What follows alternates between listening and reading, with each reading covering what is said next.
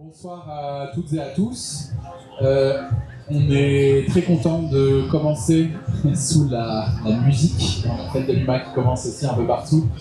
Dans cet endroit d'histoire, une deuxième temps sur le stand de la Fondation Daniel Mitterrand, où on accueille nos complices et camarades de l'association A4, Tariq et Habib, et différents membres et camarades de section de la CGT en lutte dans l'entreprise NPI, traitant de Patrec, qui est l'entreprise Hospitalité SAS, traitant du groupe Accor, ainsi que différents membres de la CGT de Gennevilliers et une camarade avocate sur le dossier d'un des conflits, notamment de NTI, qui auront l'occasion de se présenter pour un temps d'échange sur une proposition, une invitation de A4 autour des enjeux de régularisation, lutte pour les papiers et lutte dans le secteur du travail, qui est un sujet extrêmement fondamental à l'heure où une dynamique de fascisation de la société, de néolibéralisme, de capitalisme raciste, colonial et autoritaire continue de prospérer en France, de trouver des prises collectives, des alliances, des manières de lutter, aussi bien depuis la question des luttes dans le secteur du travail, mais aussi la lutte pour les droits, l'égalité de toutes et tous, et la question, aussi la question des papiers, mais de la régularisation, et l'égalité et de la justice pour toutes et tous. Je vais passer la parole peut-être à Tariq et Habib si vous voulez compléter la petite introduction, pourquoi c'est important de créer ce dialogue, et après on propose un temps où chaque collectif conflit peut présenter les dynamiques de sa lutte pendant une vingtaine ou une trentaine de minutes, et après ça on passera à d'autres questions, sur les questions de quelles perspectives, comment aller plus loin, quelles alliances peut-être entre différents secteurs, entre l'enjeu du travail agricole ou rural dans lequel A4 s'inscrit, avec les questions d'alliances qui sont spécifiques aussi à ces secteurs-là, et les questions là on parle aussi du secteur des déchets, la gestion des déchets, mais aussi des secteurs de l'hôtellerie. C'est aussi des secteurs qui comptabilisent énormément de main-d'œuvre, de travailleurs. Quelles alliances, quelles perspectives communes dans le moment politique général dans lequel on est, avec une propagande déchaînée de l'extrême droite jusqu'à certaines franges de la gauche qui soit ciblent comme bouc émissaire des personnes ayant des trajectoires d'exil, ou des personnes jugées pour leur couleur de peau, racisées, etc. Ou considération aussi jusqu'à certaines franges de la gauche, du mouvement social, qui peuvent être très paternalistes, dépolitisantes, etc. Donc je passe la parole pour finir cette introduction, et après un tour de présentation de tous et toutes.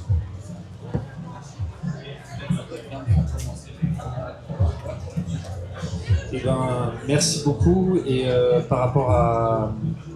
et on se complète peut-être avec Habib par rapport à ça, mais pour nous il y a une pertinence à créer des ponts entre des organisations, et notamment syndicales et associatives, parce que finalement c'est un gros recul du droit à la régularisation qui existe en ce moment, et qui est même le pire depuis 1945.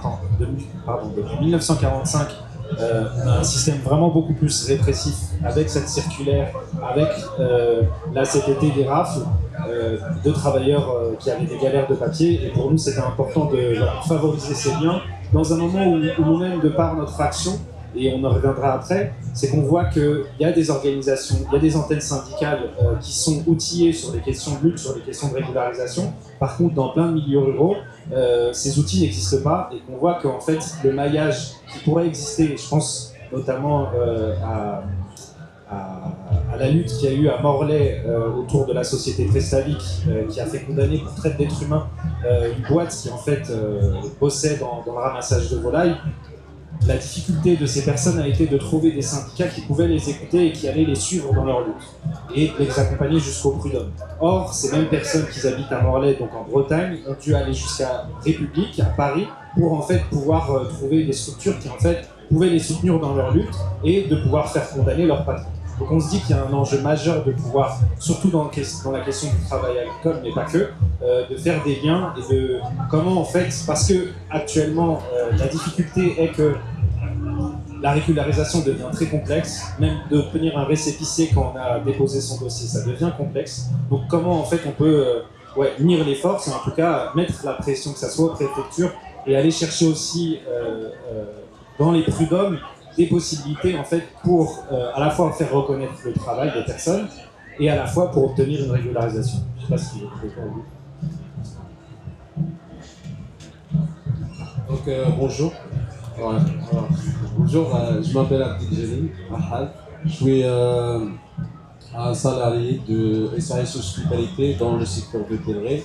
On est un groupe de 8 personnes qui sont licenciées après un contrôle d'ERSAF sur un hôtel du Mercure Gennevilliers. Alors, du coup, ce contrôle-là, ils ont commencé de me licencier un par un. Et ensuite, j'ai fait construire un groupe de 8 personnes pour lutter contre cette décision. On a sollicité la CGT de 92 qui nous a aidé de suivre des pistes pour lutter contre cette décision. Et on a aussi fait rencontrer la PCF, je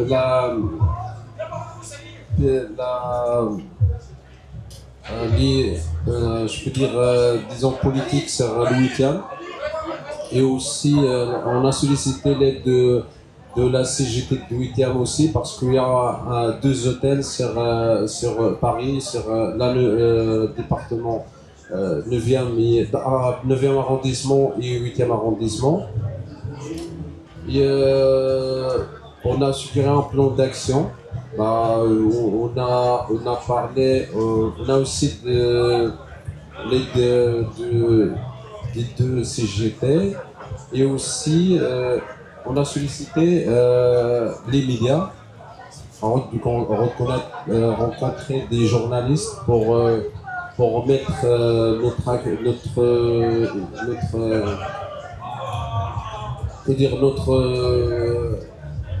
notre problème. Voilà. Et voilà, on est là aujourd'hui pour solliciter du soutien. Voilà. C'est ça.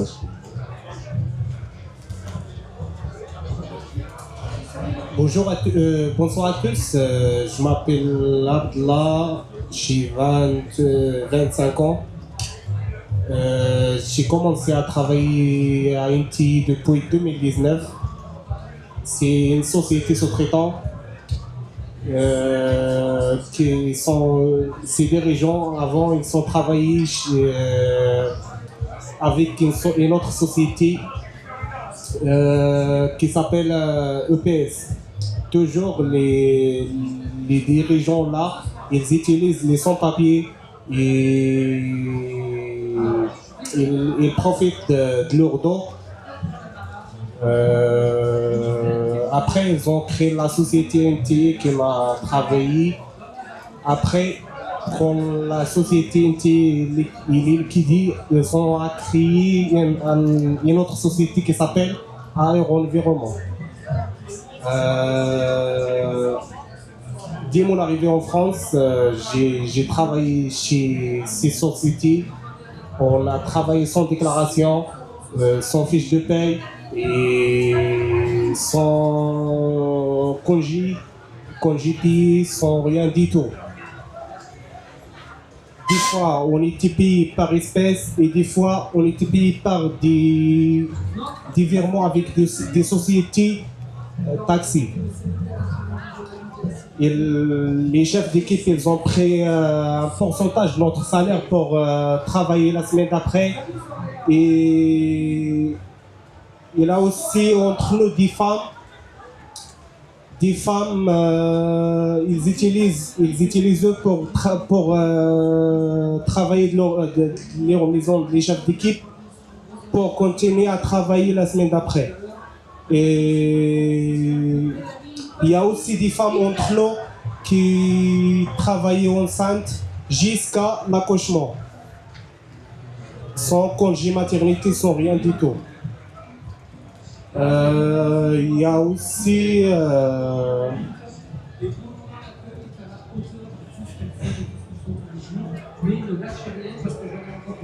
un raquettage dans les fiches de paye, dans notre salaire. Qu'on reçoit notre fiche de paye, toujours on se trouve qu'il y a un raquettage, comme on était absent, mais on est présent.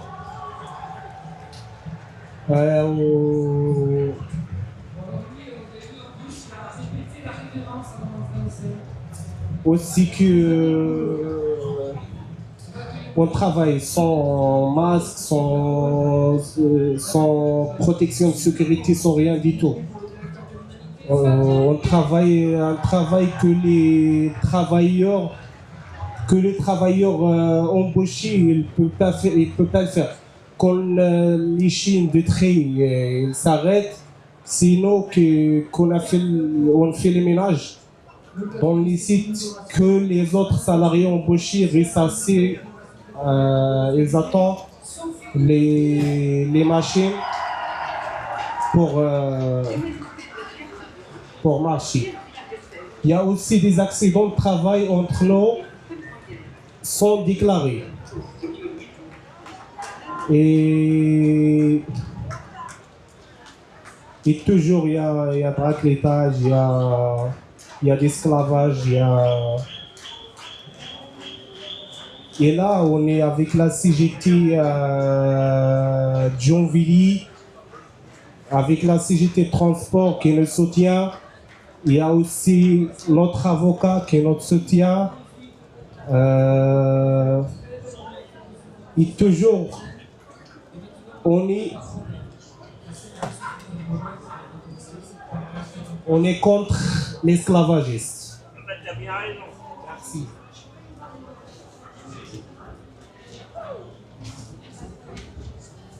Bonsoir tout le monde, moi je suis Katia Piantino, je parle assez fort? Oui. Je suis Katia Piantino, je suis du coup l'avocate du collectif des 24 travailleurs sans papier du secteur du déchet, dont Abdella. Donc moi, mon rôle ici, c'est de traduire toute l'expression des salariés sur leurs conditions de travail, donc traduire dans des termes juridiques, de qualifier des manquements et de parvenir à obtenir une réparation devant les tribunaux, une reconnaissance de leur préjudice et une réparation de leur préjudice au tribunal. Donc la particularité de ce dossier, c'est qu'on est sur une relation de sous-traitance dans le secteur du déchet. Ce sont des salariés qui ont travaillé par l'intermédiaire d'une société qui s'appelle NTI, mais qui en réalité bossait pour les grands groupes du secteur du déchet, Veolia, Paprec, Urbaser, Suez et également Engie. Donc finalement, ces relations de travail ont duré dans le temps, environ 5 ans quand même, et jusqu'à la liquidation judiciaire de la société sous-traitante. Et en fait, ces salariés étaient comme des intérimaires finalement. Ils travaillaient d'un site à l'autre sur toute l'île de France. Ils étaient baladés d'un site à l'autre, ils enchaînaient des doubles, voire des triples journées de travail sans aucun respect des temps de repos, des temps du droit au congé, des durées maximales de travail. Il y a des gros manquements en termes de sécurité aussi. Donc moi, mon rôle, ça va être de traduire tout ça juridiquement et de chercher à engager la responsabilité des bonnes personnes, donc à la fois du sous-traitant, mais le sous-traitant est liquidé, donc c'est toujours très compliqué en justice d'obtenir réparation quand on a une société liquidée. Donc là, on est allé jusqu'à remonter un échelon de responsabilité pour toucher toutes les sociétés de donneuses d'ordre, ça veut dire Veolia, Suez, Paprec, Urbaser et Engie.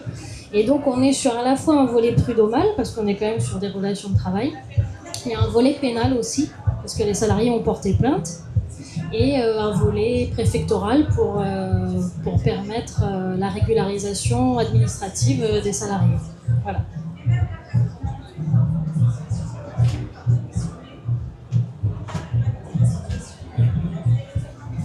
Bonjour, nous des salariés de NTI, des travailleurs et travailleuses sans papier.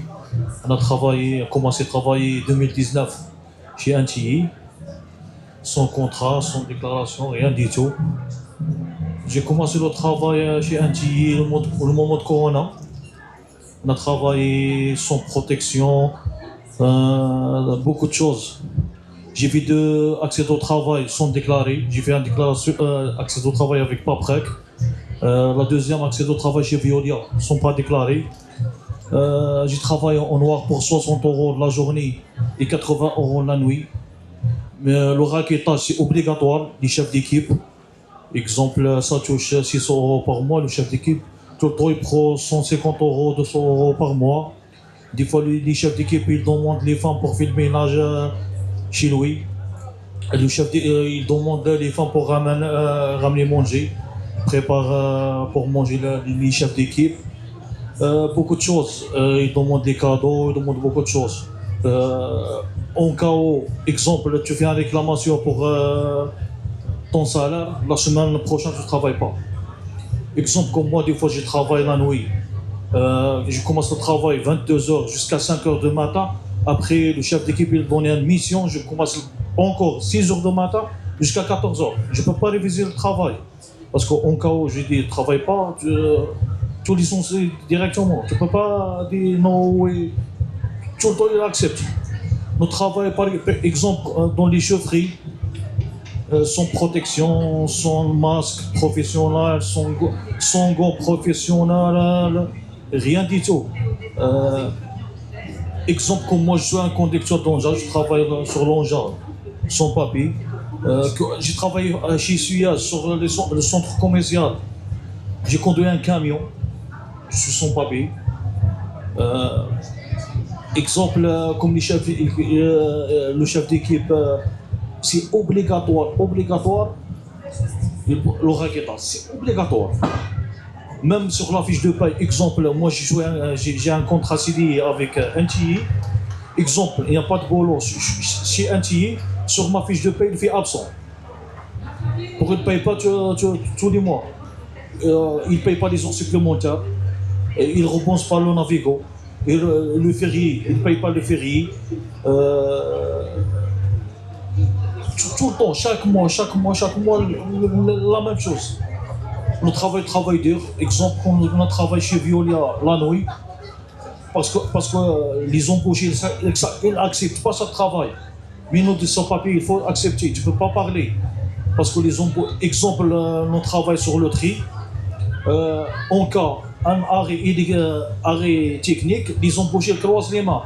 Nous, les salariés de NTI sans papier, on descend en bas, on fait nettoyage, monte, on fait beaucoup de choses. La poussière, beaucoup de choses. Les autres, les embauchés, ils restent à sa place, ils croisent les mains. Jamais on touche le 13e, il n'y a pas de chèque, cadeau, il n'y a rien du tout. Exemple, comme les femmes, il a travaillé chez NTI en noir depuis 2019 jusqu'à la fermeture de NTI 2023, le mois de juin. Il a travaillé sans contrat, il a travaillé en 7 jusqu'à 8 mois, il travaille la nuit.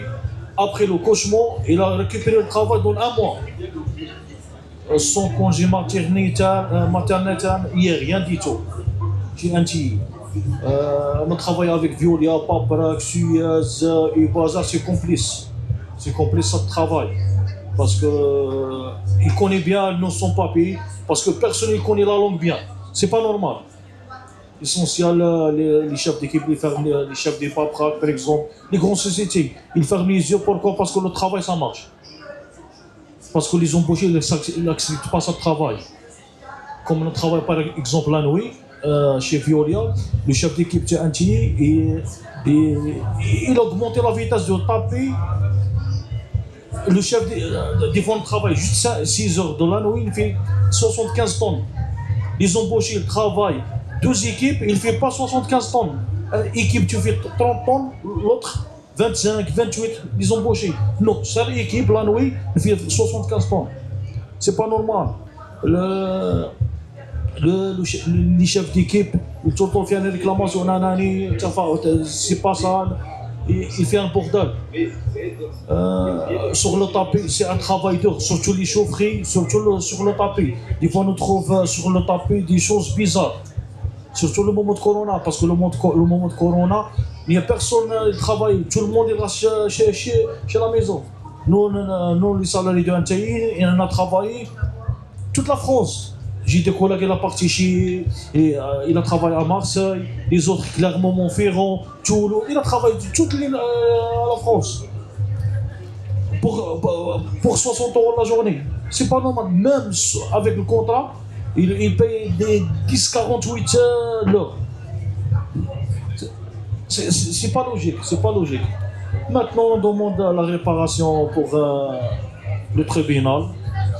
On prépare maintenant on prépare une action pour Paprec. Merci.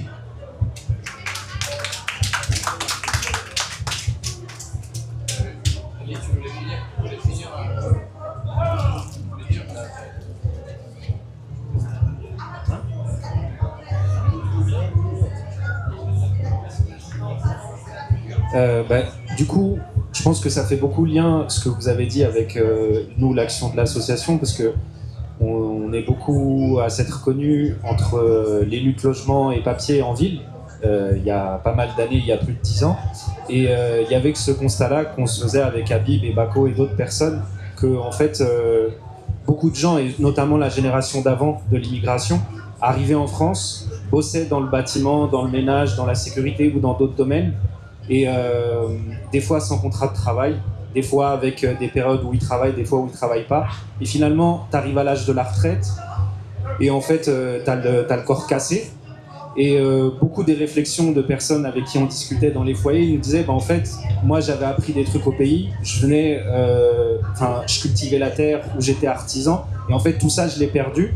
Et c'est ce qui est malheureux, et ce qui en fait aussi nous a poussé à aller dans ce projet-là, c'est que beaucoup des personnes en fait auraient voulu avoir des espaces pour entretenir leur savoir-faire ou même continuer dans ce domaine-là, alors qu'en fait ils arrivent à un âge où leur corps est cassé et où l'État maintenant est beaucoup plus répressif envers eux, parce que vivre dans un foyer maintenant c'est des loyers élevés, c'est l'interdiction de pouvoir accueillir de la famille, et en gros on dit maintenant si tu es sur le minimum retraite, tu dois à minima rester 9 mois sur le territoire français, sinon tu payes une amende de 15 000 €. Donc en fait, on dit à des gens qui ont donné toute leur vie, toute leur énergie au travail, en fait vous êtes coincés en France, vous ne pouvez pas rentrer dans votre pays parce qu'en fait vous êtes sur le minimum retraite, et que si tu rentres avec ta retraite, c'est trop peu. En fait tu vas rien faire au pays avec. Et donc c'est comme ça qu'en fait les réflexions autour du projet elles sont nées. Et donc c'est l'association A4, pour Association d'accueil agricole et artisanale, et avec l'idée de vouloir montrer un réseau d'entraide national axé sur les questions de formation, de travail et de régularisation, en se disant qu'en fait il y a plein de gens qui ont des compétences, et alors qu'on les laisse coincés sur des métiers les plus difficiles pour après leur dire en fait vous n'avez plus votre place sur le territoire, et ça c'est pas normal. Et donc on a commencé petit à petit c'est notamment après le Covid, parce qu'on a beaucoup été impliqués dans des réseaux d'entraide alimentaire où on distribuait des colis, et c'est comme ça qu'on a fait du lien avec plus des milieux, on va dire, écolos. Et de ces rencontres, en fait, est née un peu la réflexion et aussi les constats que dans 10 ans, la moitié des agriculteurs français partiront à la retraite. Et qu'il y a un peu deux choix de société qui s'affrontent.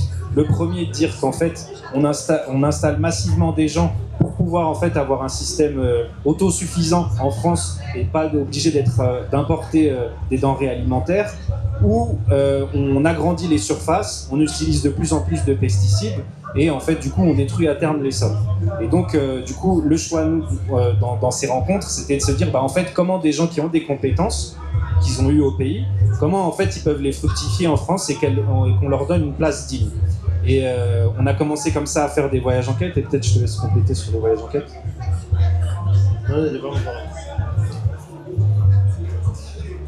Et donc on a commencé à faire des voyages enquêtes un peu partout en France, avec l'idée de rencontrer des agriculteurs, des artisans, etc.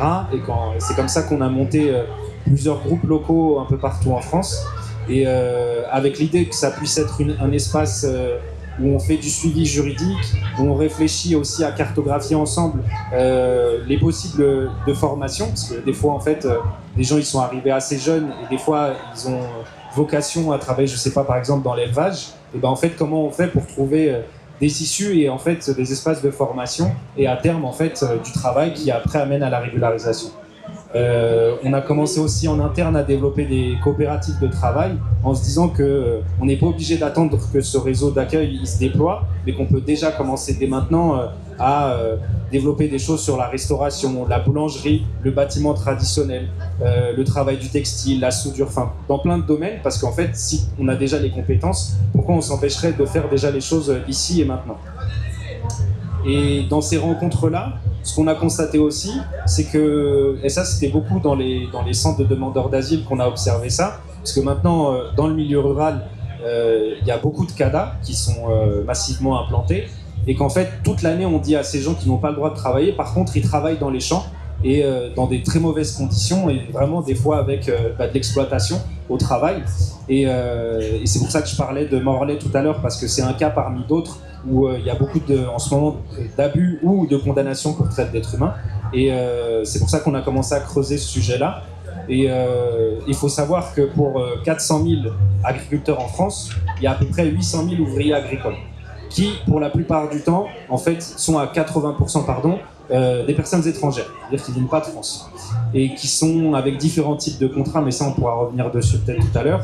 Mais l'essentiel c'est surtout que c'est de très mauvaises conditions, soit avec des contrats bilatéraux, donc, et notamment beaucoup des Marocains ou des Marocaines qui sont traités de manière dégueulasse, parce qu'il faut le dire comme ça, ou par exemple si tu es une femme, et on a notamment Yasmine Tellal qui maintenant habite à Toulouse, et qui, elle, est une lanceuse d'alerte parce qu'elle travaillait comme ouvrière agricole, et elle dit que voilà, les violences sexuelles, les agressions, etc., c'était monnaie courante, où on vous aligne devant le chef, et en fait, qui va être sélectionné pour aller dormir avec le chef le soir. C'est ce niveau-là.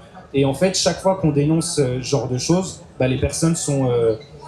on leur met beaucoup de pression, et en même temps, vu que c'est venu par des réseaux familiaux, et en fait, on est obligé de se taire, parce qu'on a payé 15 000 € pour venir jusqu'en France. On peut pas, en fait, détruire son travail et ne pas pouvoir rembourser, et empêcher, en fait, toute la famille qui bénéficie à terme de ces contrats de pouvoir venir en France travailler. Et c'est pour ça que pour nous, là, l'enjeu de l'association, au-delà des activités qu'on fait, c'est pouvoir un peu visibiliser ces situations-là qui, en fait, ont lieu partout en France.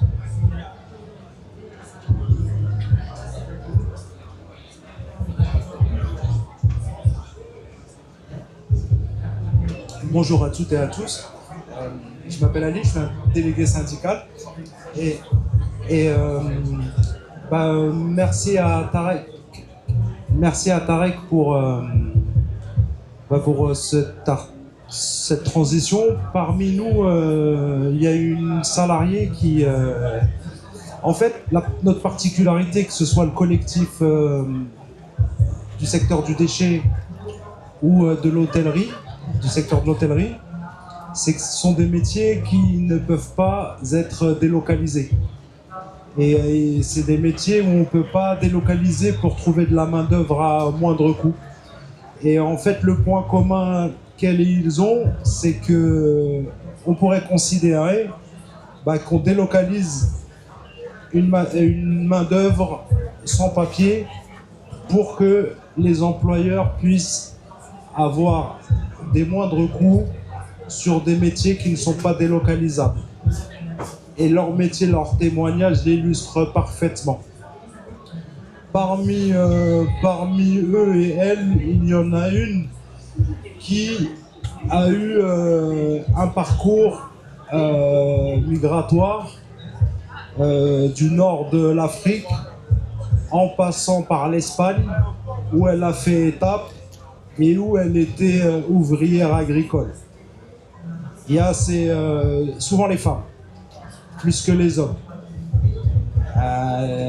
Les hommes en général du collectif, ils font pas d'escale. Ils marchent de 6 mois à 2 ans.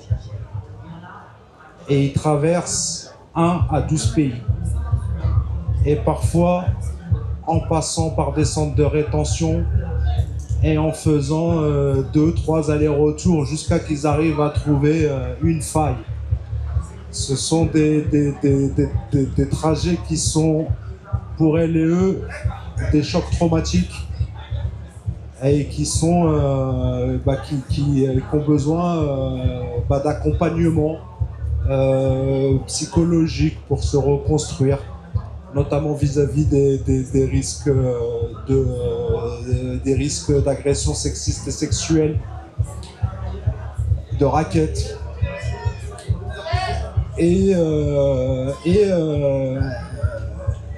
Le second point commun qu'ils ont trouvé, c'est qu'ils ont eu une volonté de s'organiser et de se battre pour regagner leur dignité après ces trajets indignes et ces conditions de travail par la suite aussi indignes, dans des conditions à détruire une personne humaine, que ce soit psychologiquement, techniquement.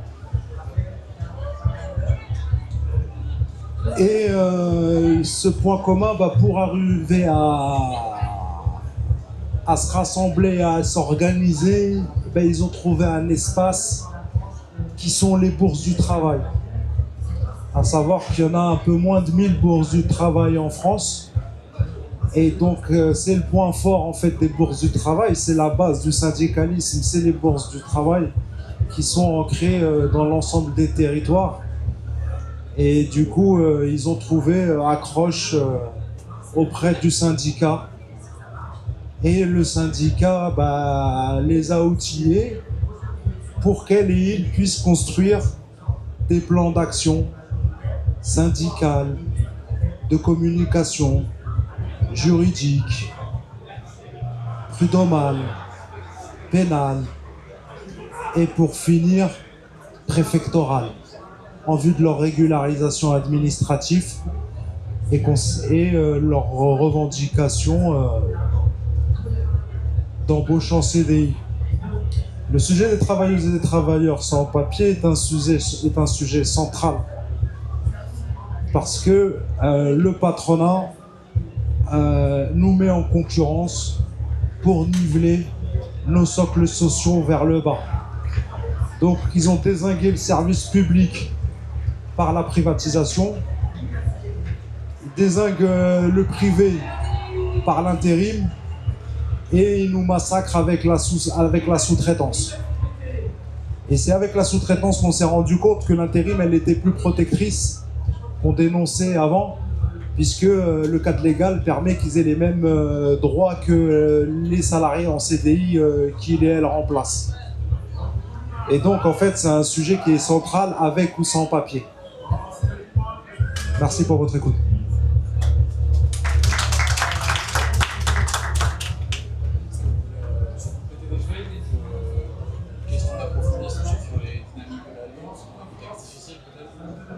Ouais, alors je vais faire le rôle de poser des questions. On a préparé ensemble avec les camarades de A4. Ouais, ok. Bonsoir. J'ai oublié quelque chose pour le dossier de NTI.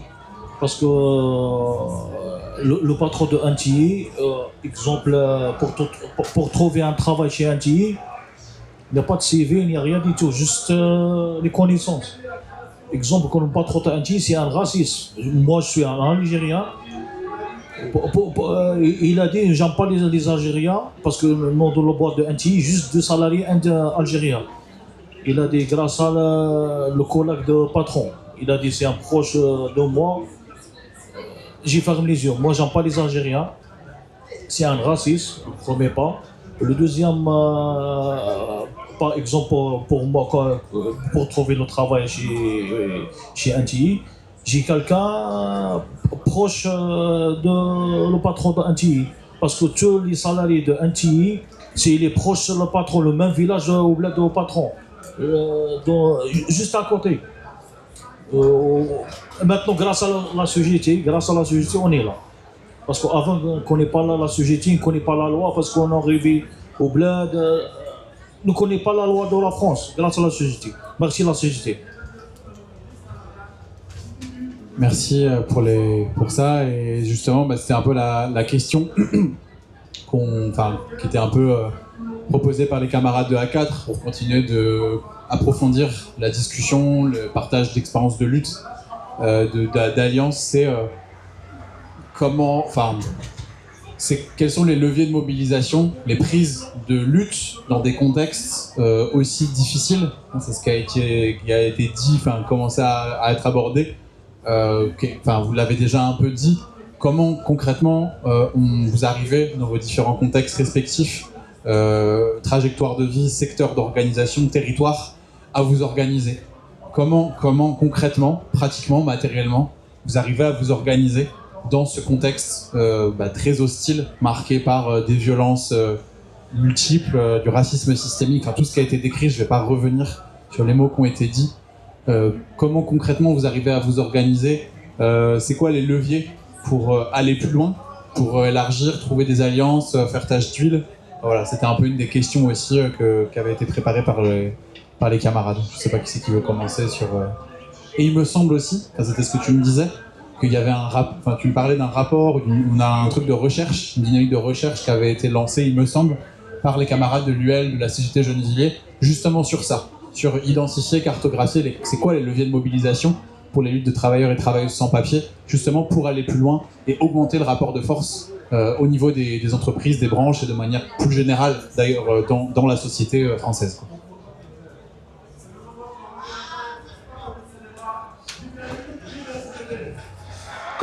Comme ça a été évoqué, le point d'entrée, c'est les bourses du travail pour les salariés avec et sans papier. Et ce qui fait la différence, c'est quand les travailleuses et les travailleurs sans papier travaillent dans des entreprises où il y a des syndicats d'entreprise. Ça fait la différence. Ça vient renforcer l'ancrage territorial par un syndicat d'entreprise de la profession.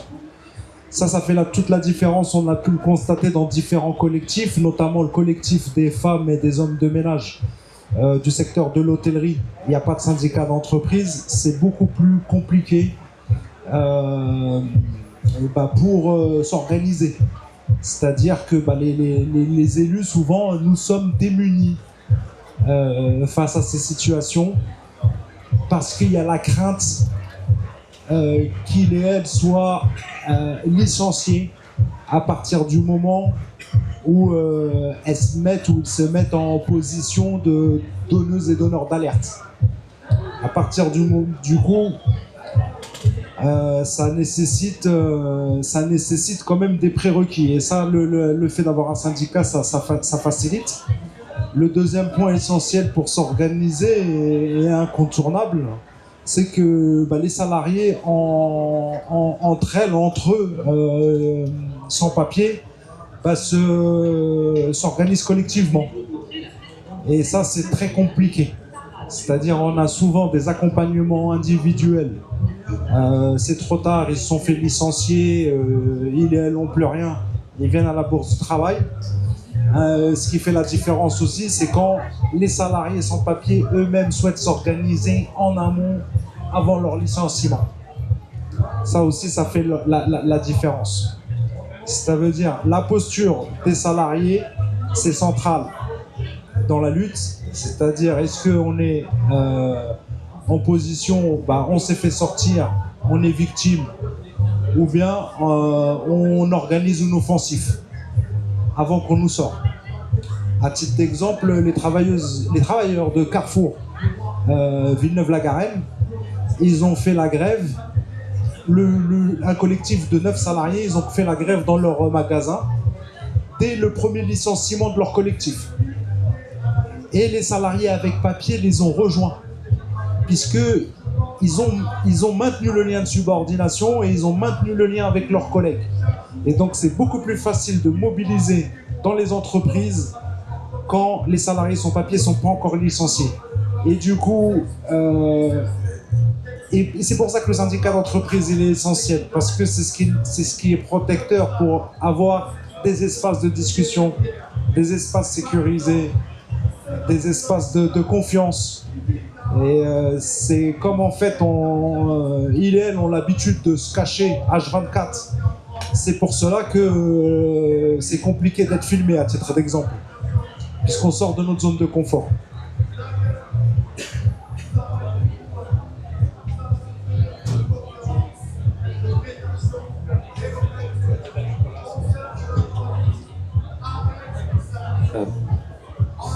Je pense qu'il y a plusieurs points. Déjà, le premier, c'est de dire que il y a dans le travail, mais dans le travail, il y a plusieurs réalités. Et nous, un des leviers, ou en tout cas de la lutte, c'est quand même le droit malgré tout. Et après, je reviendrai sur d'autres choses.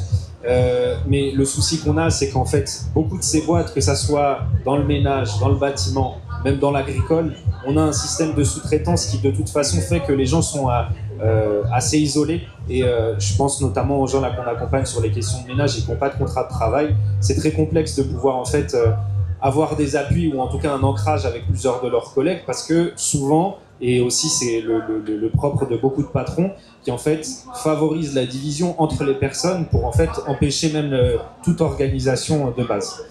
La deuxième chose, c'est que il y a une méconnaissance du droit. Et nous, l'idée, c'est que, et notamment en s'appuyant sur des associations communautaires, mais pas que, de pouvoir en fait développer des kits d'autodéfense juridique, on les appelle comme ça, avec l'idée qu'il puisse y avoir, je sais pas moi, le recensement par exemple des informations concernant le patron, les lieux de travail, des photos par exemple le jour où en fait on est sur le chantier, où on est dans l'espace qu'on doit nettoyer, etc. Pour pouvoir en fait avoir quand même à minima des éléments pour pouvoir ensuite aller rencontrer des syndicats et de dire voilà, en fait j'aimerais aller au prud'homme parce que mon dossier est assez conséquent et que j'ai cumulé assez de preuves pour pouvoir en faire condamner le patron. Ça, c'est à l'endroit du travail. Et ce qui est encore plus difficile, c'est dans le monde agricole, parce que déjà parce qu'il y a très peu de syndicats d'ouvriers agricoles. Il y a des petites antennes qui existent à droite à gauche, mais que nous, les interlocuteurs qu'on a dans le monde paysan, c'est surtout des paysans qui sont des exploitants, et donc en fait qui sont les possédants et qui sont des patrons, et où en fait c'est très difficile, même au sein même de la conf, des fois d'entendre, je le rappelais tout à l'heure, le discours de Yasmine sur en fait les conditions de travail qui sont vraiment indignes et qui sont la traite d'êtres humains. Et pour autant, même dans ces espaces-là, c'est compliqué de faire entendre que la position d'exploitant agricole, elle amène à du pouvoir, quoi. Parce qu'en fait, eux se considèrent comme des petits paysans et non pas en fait des gros propriétaires terriens. Mais en fait, les réalités sont les mêmes. Et malheureusement, même les membres fondateurs de l'association ont fait les frais en fait des fois de réseaux alliés, même de gauche radicale, et pour autant en fait se sont retrouvés dans des formes d'exploitation, à devoir se cacher parce qu'en fait il y avait de la vente à la ferme, et en fait on a construit un mur à l'endroit où en fait la personne habitait, et que normalement le contrat c'était 20 heures, finalement ça s'est transformé en 70. Et quand on a en fait, c'est la réalité du monde paysan qui est très complexe pour quand on est en position de subalterne et en tant qu'ouvrier. Et en tout cas, le projet là qu'on a mené depuis 1 an et demi, 2 ans, c'est de faire des enquêtes et d'investiguer avec les travailleurs, travailleuses de la terre, parce que c'est eux les réels travailleurs de la terre. Et où en fait, ce qui est intéressant, c'est de pouvoir aussi, dès le début, questionner la position du patron. Parce que souvent, que ça soit en permanence juridique ou dans le travail de ces enquêtes, les patrons sont considérés comme des demi-dieux. C'est-à-dire qu'on leur donne une confiance absolue, et où en fait c'est très compliqué pour les gens de se dire non, il va me faire un contrat de travail, il est sympa, j'ai confiance en lui, etc. Et souvent ils les maintiennent dans une espèce de position comme ça qui fait que en fait on devient un ouvrier captif, parce qu'on est coincé sur le territoire, on ne peut pas sortir parce qu'en fait sinon on perd son travail, on est en milieu rural, donc en fait trouver des relais de soutien, etc., c'est très difficile. Et ce qu'on a constaté, c'est que même les syndicats, tous, en fait, sont pas outillés sur les questions de régularisation. C'est des choses qu'ils connaissent très peu. Autant sur les grandes villes, Lyon, Paris, Marseille, etc., on va avoir en fait des gens très outillés pour des luttes sur les questions de régularisation et de faire reconnaître le travail des personnes qui ont pas de titre de séjour. Par contre, en milieu rural, on voit que c'est encore plus complexe. Et c'est pour ça que nous, on incite, ou en tout cas, on développe des outils qui sont, on va dire, proto-syndicales, parce qu'on va faire recenser un peu ce qui se passe à l'échelle du territoire, sensibiliser sur le droit du travail en disant aux gens, en fait, même si vous n'avez pas de contrat de travail, vous êtes quand même soumis au droit du travail. Donc en fait, vous êtes protégé si jamais le patron est condamné. Donc l'idée, c'est de pouvoir dire comment en fait ces kits d'autodéfense juridique, on peut les traduire dans plusieurs langues, parce que malheureusement, il y a beaucoup qui ne maîtrisent pas l'écrit, et des fois on dit la difficulté avec le français. Ça, c'est plus pour le monde du travail. sur la question des gens qu'on accompagne et qui n'ont pas de titre de séjour, mais aussi pas d'emploi, c'est encore une autre réalité, parce qu'en fait, c'est soumis à la même, malheureusement, à la même répression sur les contrôles, sur l'empêchement en permanence pour même ouvrir un compte en banque, pour même obtenir un logement, pour même avoir l'AME maintenant, c'est difficile, l'aide médicale d'État. Et là, on accompagne plus avec l'idée de se dire et c'est pour ça qu'on a créé aussi l'association, de se dire qu'on n'est pas obligé d'attendre en fait de trouver des patrons, on peut aussi développer des projets de coopération ensemble sur la base des compétences des gens. Et qu'en fait, en alliant les deux, on trouve plus ou moins un équilibre. Et je pense que le troisième point, et là c'est plus sur une stratégie à long terme, c'est que j'ai l'impression qu'on est dans un moment où les grosses manifestations, les grosses grèves qu'il y avait eu en 2008 et en 2009 ont permis en fait qu'on obtienne la circulaire Valls. Maintenant, la question c'est de savoir comment en fait, que ce soit les organisations syndicales, les associations ou les gens qui accompagnent sur les droits, les avocats, les juristes et autres, comment en fait peut émerger une mobilisation autour de ça, parce qu'on a un tel niveau de répression, que ça soit les contrôles, que ça soit les violences aussi, parce qu'en fait, malheureusement, l'immigré est devenu l'ennemi à abattre pour l'extrême droite et la droite. Et donc en fait, si d'un moment on n'est que dans une logique soit localisée, ou en tout cas juste avec l'idée qu'en fait par le droit on obtient les choses, je pense que c'est limitant. Et que l'idée c'est un peu de montrer, et je pense notamment dans l'agriculture, où c'est quand même 800 000 travailleurs, travailleuses, avec une grosse majorité de personnes étrangères. En fait, si demain toutes ces personnes s'arrêtent de travailler, c'est toute l'économie qui s'effondre. C'est tout le système alimentaire qui n'arrive pas aux villes, qui n'arrive pas dans les restaurants. Et l'idée, c'est de se dire, en fait, comment on garantit des droits aux gens ? Parce que, vu qu'ils sont totalement invisibilisés, et c'est une anecdote qui est importante, c'est que dans le travail viticole, maintenant, il n'y a plus de jours de congé. Ça veut dire que les jours de congé obligatoires n'existent plus. Ça, c'est le gouvernement Attal, juste avant sa démission, qui en fait a fait passer cette loi, qui fait que maintenant, en fait, quelqu'un qui bosse dans la viticulture peut enchaîner 14 jours de travail. Et en fait, avec les risques que ça provoque, et chaque année, il y a entre 10 et 50 morts dans le travail des vignes et dans le travail agricole. Merci Tariq pour ça. Il va y avoir un petit temps après il y a des personnes qui veulent poser des questions, et puis ça emmène vers un peu une des dernières thématiques ou questions aussi que vous aviez préparées par rapport à ce que tu dis sur les questions de justement d'alliance entre secteurs, entre secteurs de lutte, notamment dans les endroits qui ont été mentionnés comme non délocalisables, que ce soit du secteur agricole à l'hôtellerie, à la gestion des déchets, qui fournissent un travail essentiel, invisibilisé. Et avec les pistes que tu disais, une propagande massive de la droite, de l'extrême droite, mais relayée même plus largement, raciste, de transformer les personnes sans papier en bouc émissaire de toutes les politiques, et en même temps un caractère absolument essentiel, une hypocrisie totale, en tout cas dans le secteur agricole, je crois aussi dans le secteur de l'hôtellerie, des déchets, une espèce d'hypocrisie totale du patronat, des élites politiques et économiques. Donc c'est un peu une question plus sur la perspective à la fois sociétale, de lutte collective et de transformation, de ce rapport au niveau du rapport de force, mais aussi au niveau d'alliances entre secteurs. Quelles alliances sont possibles, peut-être entre les conditions qui sont particulières aussi d'organisation et de lutte syndicale ou de lutte pour le travail dans le secteur agricole, avec ce que tu as expliqué sur la question ambivalente du rapport à la fois au petit patronat agricole.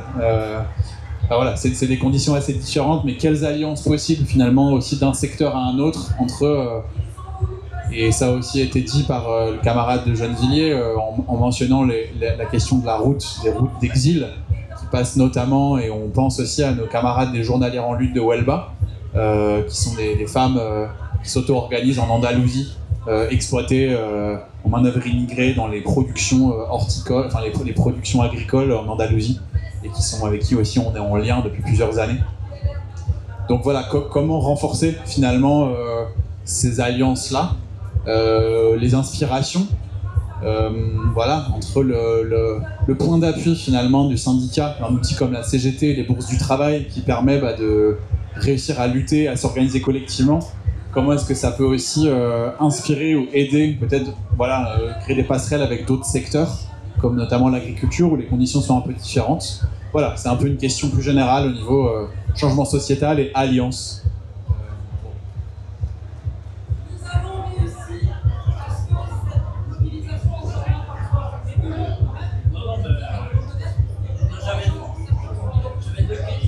Deux questions en fait. C'est vrai que ces questions d'organisation, ils sont certainement majeurs. La collègue me faisait remarquer que les assemblées de quartier, si vous voulez, dans les villes, les assemblées de quartier, je crois que c'est leur nom, hein, fonctionnent relativement pour justement fédérer, associer peut-être les travailleurs étrangers ou même les qui se retrouvent, si vous voulez, expriment des revendications à travers ces assemblées-là. Ça existe. Alors je me demandais si c'était un moyen pour vous de aussi un petit peu les organiser. La deuxième question que j'avais, c'est que dans le monde agricole, c'est vrai que il y a une grande difficulté certainement, comme vous l'avez dit, à organiser les choses. Mais je me demandais si... Parce que les travailleurs agricoles, ils fonctionnent par grandes campagnes spécifiques, mais c'est vrai qu'ils ont un rôle central. S'ils ne venaient pas, ça s'arrêterait. Mais est-ce qu'il n'y a pas en amont, donc dans les pays de migration, dans lesquels les travailleurs peuvent venir, est-ce qu'il n'y a pas une organisation à essayer de mettre en place pour justement préparer des conditions un peu plus dignes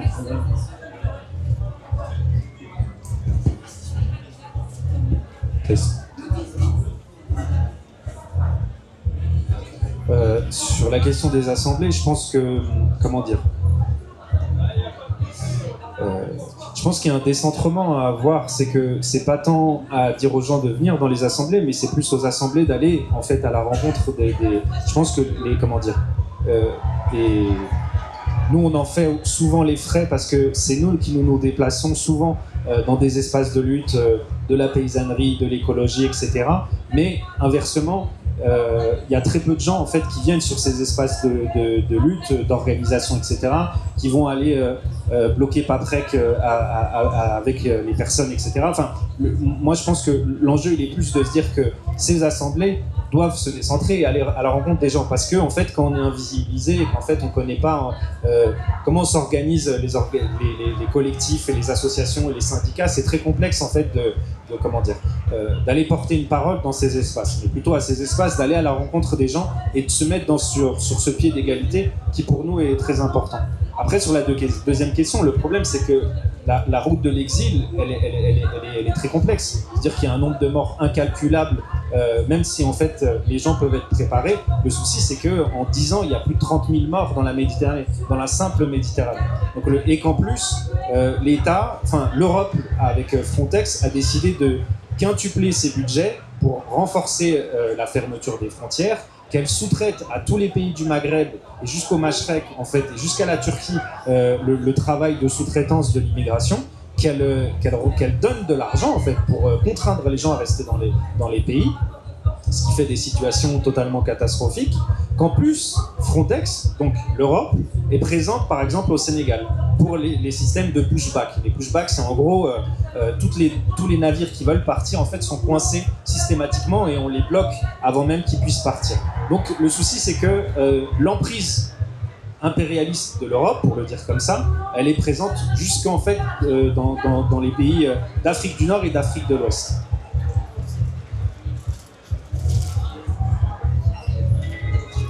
Pour répondre à la question, enfin pour essayer de répondre à la question précédente, c'est-à-dire quelles sont les alliances possibles, si j'ai bien compris, c'est bien ça ? D'accord.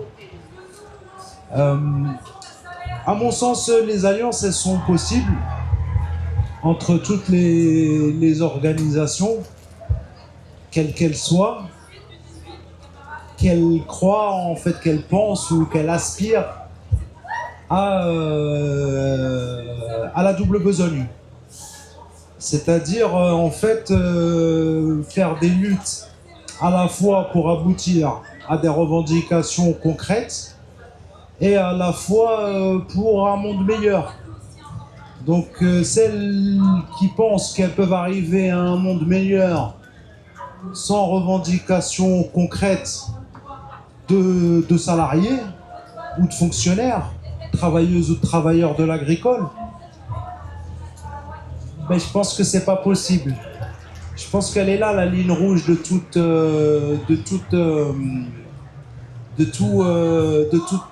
lutte commune.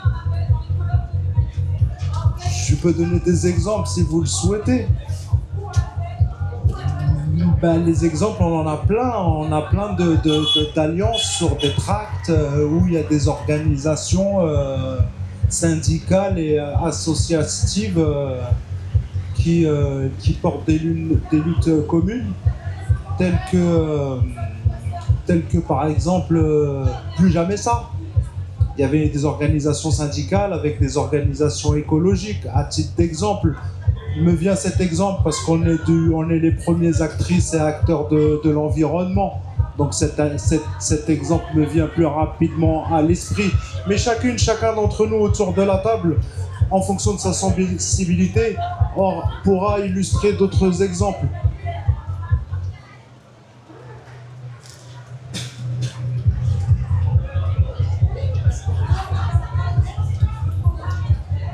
Juste remonter, la question pour moi c'est quelles sont les alliances qui sont stratégiques en fait, parce que évidemment je pense qu'elles sont possibles, mais quelles sont les alliances que vous verriez comme stratégiques et que peut-être aujourd'hui qui sont difficiles à tisser aujourd'hui mais qu'il faudrait encourager, ou alors celles qui ont hyper bien marché et qui ont tracé des perspectives stratégiques intéressantes?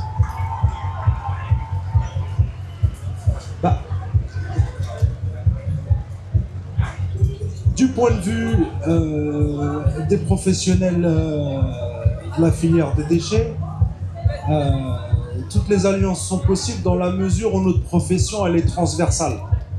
C'est-à-dire, l'agriculture, pour qu'elle continue à tourner, il faut qu'on récupère leurs déchets, ou bien ils ont des gestions internes de déchets. Il faut savoir que la production de déchets agricoles, c'est le premier gisement.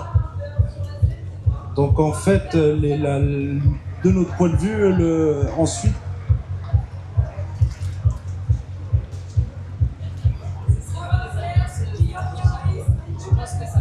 donc les alliances stratégiques, merci. Les alliances stratégiques, c'est toutes les alliances qui permettent d'aboutir à impacter la production. Notamment s'il y a des grèves coordonnées entre les personnes qui évacuent les déchets et les personnes qui les produisent, c'est des alliances de grèves coordonnées. Moi, je pense que le principal levier pour aboutir à des revendications, c'est notamment la grève, d'autant plus quand les revendications sont compliquées, notamment pour les régularisations administratives et pour les embauches en CDI, des travailleuses et des travailleurs sans papier. Mais les alliances, on peut y en avoir de partout. C'est-à-dire qu'un parti politique qui porte les revendications d'un syndicat dans un conseil de la ville, c'est une alliance. En fait, elles peuvent être de syndicat en syndicat, en interpro, sur des stratégies de filière. Elles peuvent être de syndicats politiques ou de syndicats vis-à-vis des associations qui prendraient notamment le relais sur les volets de formation, etc. Ça peut aussi arriver. Ça peut être des alliances sur des problématiques écologiques. En fait, il y a autant d'alliances possibles que de sensibilité commune sur des lignes rouges communes. Et les alliances, elles sont possibles que si les organisations, elles se respectent mutuellement. Donc en fait, pour récapituler, les alliances, elles passent par les liens dans la lutte. Les alliances, elles ne se font pas autre part. et les alliances, elles se font dans le respect.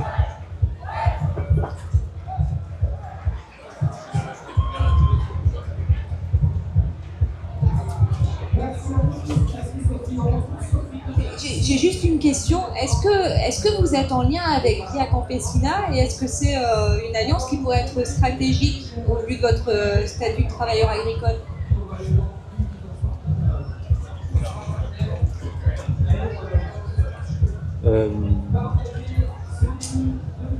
En tant que tel, c'est compliqué parce que pour être à la Via Campesina, il faut être exploitant agricole. Que pour l'instant, les gens sont surtout artisans ou travaillent dans l'agricole, mais avec quelqu'un au-dessus de leur tête. Donc, c'est le souci que on peut pas rejoindre une organisation si nous-mêmes on n'est pas exploitant. Et en fait, c'est à la fois c'est une organisation qui comment dire, avec qui on pourra travailler et on le fait déjà avec la Confédération paysanne. Mais le souci, c'est que on n'est pas sur le même statut et qu'il y a cette réalité française trop peu méconnue sur ce travail-là, enfin sur en fait qui travaille la terre réellement et notamment dans l'agro-industrie, parce qu'en fait quand on est paysan, on est tout seul sur sa terre, mais que l'agro-industrie, elle peut monter jusqu'à 800, 900, 1000 personnes sur des grosses exploitations, surtout au moment des récoltes. Donc l'idée, c'est plus de se dire comment on arrive à créer du lien avec les syndicats qui en fait eux sont plus outillés sur en fait cette ingénierie à la fois de lutte et à la fois sur les enjeux de régularisation. Parce que en fait souvent dans les territoires ruraux on a pu rencontrer des collectifs qui même luttent, par exemple un collectif de citoyens ou d'habitants qui se sont constitués autour de personnes qui en fait se faisaient exploiter et en fait se sont fait virer de leur logement sans contrat de travail, sans rien, alors que ça faisait des années qu'ils bossaient là-bas, et qu'en fait ils sont arrivés en plein hiver dans un village et qu'on leur a dit, voilà, ils ont expliqué un peu leur situation, mais le souci dans beaucoup des collectifs qui se sont constitués autour de soit de personnes qui ont été jetées, soit de déboutés de l'asile en milieu rural, c'est beaucoup que c'est l'absence en fait des syndicats dans ces organisations de lutte. Mis à part le Codetras dans région PACA, où il y a en fait des alliances concrètes avec des syndicalistes, qui a d'ailleurs amené à la régularisation de plus de 1000 personnes dans les années 2000, notamment pour faire reconnaître les contrats omis. Mais mis à part ça, malheureusement, c'est ça. Où en fait, on se dit que ça, c'est un endroit où en fait, ça manque de ce qui se fait dans les grands centres urbains et qui devrait être déployé dans les milieux ruraux, parce qu'en fait, il y a beaucoup de gens qui demandent des informations sur leurs droits. Il y a beaucoup de gens qui en fait sont dans des situations d'exploitation exécrables et qu'en fait souvent c'est les mêmes personnes qui vont soit dormir dans des campings quasiment pendant toutes les récoltes, pendant tout le travail agricole, et qu'en fait ça va être leur seul logement pendant plusieurs mois, et qu'on a maintenant un système où à l'égal de ce qui se passe en Andalousie, où maintenant il y a beaucoup de serres et en fait les gens sont soit en plein champ, soit travaillent dans les serres, cumulent ces deux emplois-là, font usage de pesticides qu'ils connaissent même pas, et en même temps où on a des villes qui vont favoriser la mobilité, non pas pour les personnes habitants, mais vraiment pour les exploitants agricoles, où en fait on va avoir des bus par exemple qui sont payés par Pôle emploi pour amener les personnes, alors qu'on sait très bien qu'elles n'ont pas de titre de séjour, pour aller bosser dans l'agriculture. Parce qu'en fait, on a besoin d'une main-d'œuvre, et je pense que Ali, tu disais tout à l'heure, pour en fait maximiser le coût pour le patron. Et pour faire qu'en fait, je pense notamment la Bretagne qui veut maintenir des coûts bas de sa production pour pouvoir exporter à l'étranger. C'est par exemple le lait en poudre qui va être diffusé dans toute l'Asie du Sud-Est. Ça va être la volaille qui est congelée, qui est envoyée au Moyen-Orient. Et en fait, c'est cette logique-là. C'est qu'on est dans un temps réactionnaire qui demande en fait de créer ces ponts-là, parce que malheureusement, on arrive à des situations où des gens lambda, même pas dans le monde du travail, se font assassiner. Parce qu'en fait, ils ont la mauvaise couleur de peau, parce qu'ils sont noirs ou arabes. On arrive à ce niveau-là de violence sur des territoires ruraux qui est très dur. Donc du coup, où les gens se cachent. Mettons les ramasseurs de pommes dans le sud de la France, ils sont là à 6h du matin, on les revoit pas de la journée. Et après, ils disparaissent, on les revoit juste le soir sortir des trucs. Et en fait, c'est des systèmes qu'on croyait qui n'existaient qu'en Italie ou en Espagne, et qui en fait ont explosé les 10 dernières années en France, parce qu'en fait, il y a un système d'intérim européen qui s'appelle le travail détaché, qui permet en fait à aller chercher de la main-d'œuvre en Espagne, qui elle-même vient soit d'Amérique latine, soit d'Afrique de l'Ouest ou de l'Afrique du Nord. Et donc il y a ce besoin-là à la fois de comprendre ce qui se passe et de mettre en fait de l'argent pour enquêter sur ces conditions de travail qui sont très méconnues, parce qu'il y a une vraie omerta. Un agriculteur, un gros exploitant agricole dans certaines régions, il peut même faire peur à des journalistes. L'inspection du travail n'y va pas, parce qu'en fait elle va être menacée physiquement si les inspecteurs y vont seuls, donc ils sont obligés d'y aller à 3 ou 4. On a une situation où il n'y a aucun secteur dans n'importe quel endroit où en fait il y a cette non prise en compte du droit basique qui en fait s'applique à tous les secteurs du travail. Et peut-être une question pour conclure. Ça fait déjà une bonne heure. Voilà, on avait dit qu'on finissait vers 20h. Enfin, voilà, on pourrait continuer encore longtemps parce que, enfin, merci pour tous les partages d'expériences de lutte, d'analyse, de perspectives. Merci de prendre ce temps-là dans des conditions pas évidentes, tout le bruit autour, etc. C'est une question, je repose une question que j'avais posée un peu avant et qui fait écho à ce que tu décris, Tariq. C'est une question qui va avec les alliances. On est allé sur le côté alliance, puis j'avais aussi une question sur le côté social ou de masse, sur la question du combat antiraciste et de la nécessité de construire des mouvements d'antiracisme politique de masse, enracinés dans la société, dans les territoires. Voilà, on voit aujourd'hui avec les basculements qui sont en train de se passer en France, avec l'extrême droite déjà au pouvoir d'une certaine manière et sous sa forme de parti, le Rassemblement National, vraiment aux portes. Voilà, la nécessité de construire des alliances, construire des combats antiracistes et des prises peut-être. Une des questions, alors qui est peut-être à un niveau un peu décalé par rapport à ce qui est dit, donc je le pose avec mes mots, c'est vraiment voilà, la prise du travail, de la production de valeur, de la production de services essentiels à la vie de la société, cette propagande dégueulasse qui voudrait faire passer les personnes exilées, sans papier, qui n'ont pas la bonne couleur de peau comme des boucs émissaires, etc. Enfin, voilà, tout un tas de sémantiques horribles, criminalisées pour voilà, diviser les personnes qui contribuent à produire ce dont la société a besoin. Donc il y a un peu une question de comment est-ce que les luttes que vous menez, elles inspirent je sais pas comment formuler avec quel mot, mais d'autres stratégies antiracistes ou d'autres manières de mener ces luttes-là dans les territoires. Ouais, je sais pas si c'est clair la manière dont je le dis.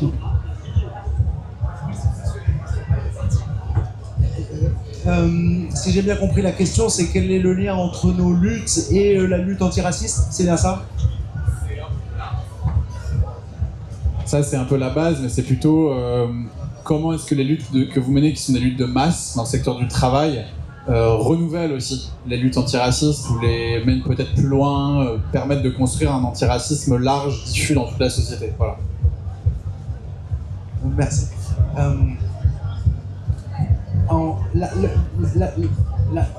La lutte des salariés sans papier est fondamentalement une lutte antiraciste de fait. Notamment, elle vient mettre en lumière les injonctions contradictoires de la société entre des salariés sans papier essentiels à la nation, notamment pour trier et traiter les déchets ménagers qui sont de l'autorité, de la compétence des collectivités, et être à la fois une travailleuse et un travailleur essentiel à la nation.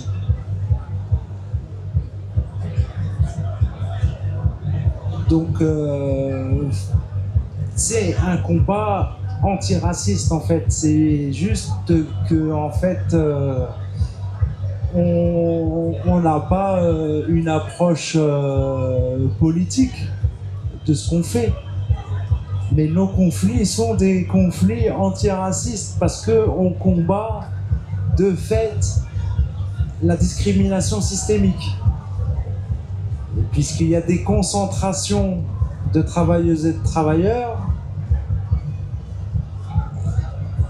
souvent concentrés et cloisonnés dans les organisations du travail, où on ne les mélange pas aux autres salariés, où ils n'ont pas les mêmes conditions que les mêmes salariés, où ils n'ont pas travail égal, salaire égal. Et donc, c'est une lutte aussi contre l'organisation raciste du travail. De fait. Mais nous, quand on communique, on dit on veut la régularisation administrative et on veut l'embauche en CDI. Ça veut dire la même chose. C'est juste, c'est pas intellectualisé tel que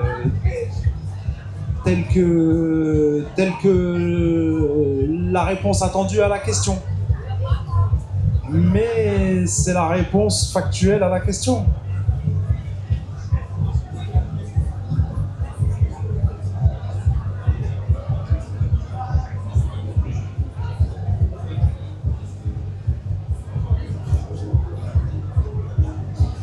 Un peu dans la suite, c'est que je pense qu'il y a une réelle division raciale du travail.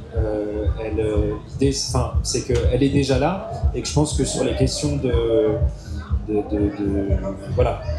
sur les questions d'exil et sur le fait de ne pas avoir de titre de séjour en France, on est déjà dans un régime où l'extrême droite a gagné. Parce que quand on négocie sur l'AME, sur l'aide médicale d'État, qu'on va encore plus couper, alors que déjà les gens ont des difficultés à accès à la santé, surtout par exemple dans les territoires dans lesquels on se situe, et qu'on attend en fait que les gens développent des maladies graves pour qu'ils aillent à l'hôpital. En fait, tout est fait déjà. Je pense que les opérations de rafle organisées par Rotaillot cet été, c'est du même ordre. En fait, on est déjà dans ce régime-là.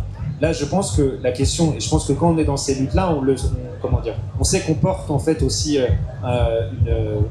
un discours, ou en tout cas que la question antiraciste est organique aux luttes qu'on mène. La question, c'est plus ceux qui sont à l'extérieur, qui voient pas qu'en fait il y a une espèce de que quand on a des galères de papier, en fait on est dans une autre matrice, on est dans d'autres réalités et qui est très peu connue des autres forces politiques. Et c'est ça qui est un peu dommage parce qu'en fait quand on dit on lutte contre l'extrême droite elle est déjà là en fait pour pas mal de gens. Elle est déjà présente dans la manière dont en fait il y a un tel recul des droits qu'en fait on y est déjà. Il y a une telle répression, une criminalisation qu'à tous les endroits en fait il y a faut plus qu'il y ait une espèce de prise de conscience générale sur le statut qui est donné aux personnes qui sont plus aux marges de la société. En fait, on reconnaisse aussi cette réalité-là. Et d'où aussi, nous, notre logique d'aller forcer les alliances. D'aller dire, en fait, on n'a pas de choix de travailler ensemble parce que la situation est tellement merdique que, en fait, il faut créer des ponts entre toutes les organisations. Quand bien même on sait qu'en fait, il y a des divergences, parce que nous, quand on va rencontrer les milieux écolos, on sait qu'on n'est pas d'accord avec beaucoup de choses. Et je pense qu'en même temps, les questions antiracistes, ils ne les pensent pas. Ou les questions de régularisation. C'est toujours plus facile pour un écolo d'aller sur une action sur une bassine que d'être en soutien sur des questions de régularisation, malheureusement. Pourtant, on parle d'illégalismes qui sont équivalents, voire même peut-être plus graves quand il s'agit de lutter contre des bassines. Pareil pour la paysannerie, c'est qu'il y a un peu à aller faire rencontre, à aller faire lien, parce que c'est la nécessité qui l'oblige. Merci beaucoup. Est-ce que les camarades de la CGT veulent dire un dernier mot de conclusion ?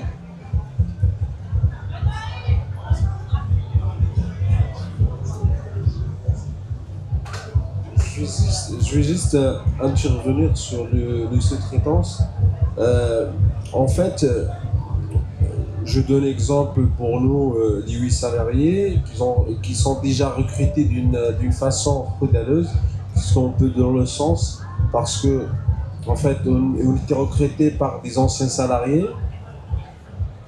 de même société Et je peux dire la plupart c'est des femmes, parce qu'il y a que des femmes de chambre en fait, presque 2 valets, 3 comme ça. Donc si on peut dire aussi au niveau du travail, ils sont exploités plus que les hommes dans les hôtels en fait, par rapport à... ils ont tous des contrats de travail de 5 heures, on peut dire à mi-temps, et ils travaillent plus que 5 heures. En fait, parce qu'ils travaillent au nombre de chambres. Des fois, on trouve 15 à 20 chambres à faire dans 5 heures de travail. Et voilà, moi je vois aussi au niveau des déplacements dans les hôtels, on trouve des salariés, des femmes de chambre qui se déplacent dans 3 à 2 hôtels dans la semaine. Et sans payer ce déplacement-là. Il n'est pas entré dans la fiche de paye. Et aussi, je peux dire aussi, quand c'est des contrats, au niveau du recrutement aussi, on est au niveau du recrutement, on était recruté directement en CDI. Déjà, ça pose question, en fait. On n'est pas. Comment il n'y a pas de formation, on rentre direct, sans protection, sans avoir de formation au niveau du produit, au niveau de beaucoup de choses, même au niveau du travail. On rentre directement au travail, en fait. Et ce que je vais ajouter aussi, on a qu'on peut dire, la société. En fait, on est entre la société et les hôtels, dans le sens que on est exploité pour les deux. Des fois, tu as des ordres de la société et des ordres au niveau de la direction d'hôtel.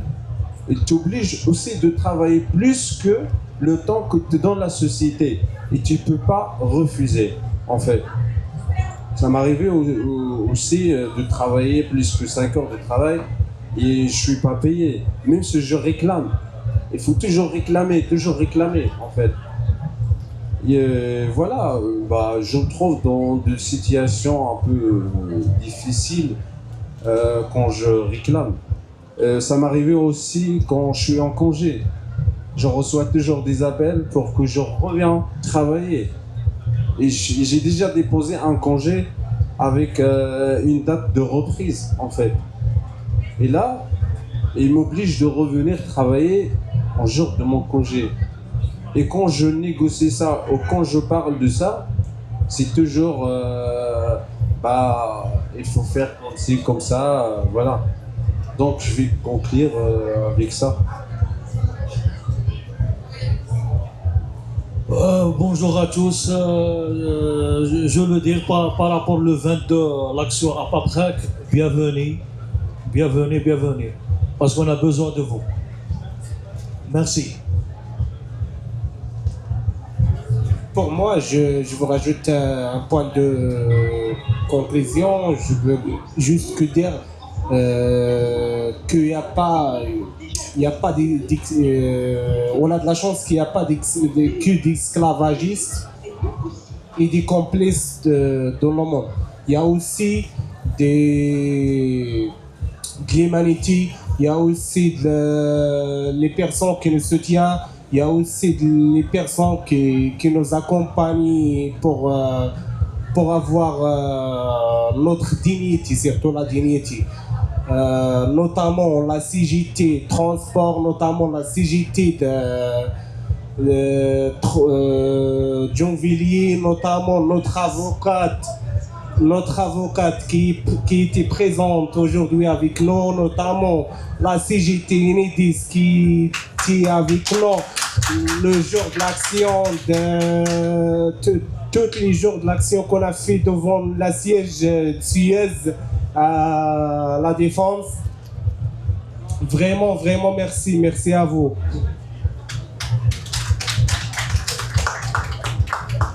Et pour conclure sur la question des associés, des liens, des alliances, toutes les alliances sont possibles le 22 septembre devant l'ensemble des usines de Paprec en Île-de-France et en France.